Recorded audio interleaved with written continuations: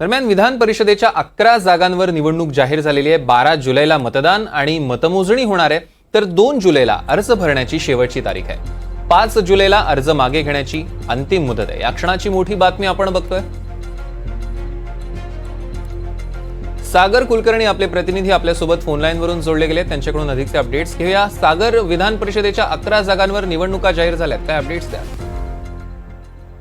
विधान परिषदेमधील 11 आमदार जे विधानसभा मध्ये येतात ते म्हणजे आमदारांच्या मतदानावर येतात, असे 11 जागांवर रिक्त जागा झालेल्या आहेत आणि त्याची निवडणूक जाहीर केलेली आहे। जुलैमध्ये जुलैच्या पहिल्या आठवड्यापर्यंत या निवडणुकांचा सगळा कार्यक्रम जाहीर केलेला आहे। 2 जुलैपर्यंत अर्ज दाखल करण्याची तारीख आहे आणि 5 जुलैला अर्ज माघार घेण्याची तारीख आहे। जर निवडणूक होती आहे तर ती 12 जुलैला होईल। त्याच दिवशी मतदान आणि मतमोजणी ही प्रक्रिया होणार आहे। सगळ्यात महत्त्वाची गोष्ट म्हणजे आता महायुतीच्या आमदारांची संख्या जवळपास 200च्या आसपास आहे, त्यामुळे 11 जागांमध्ये सर्वाधिक आमदार मतदानांवर जिंकून येतील ते महायुतीचे येणार आहेत।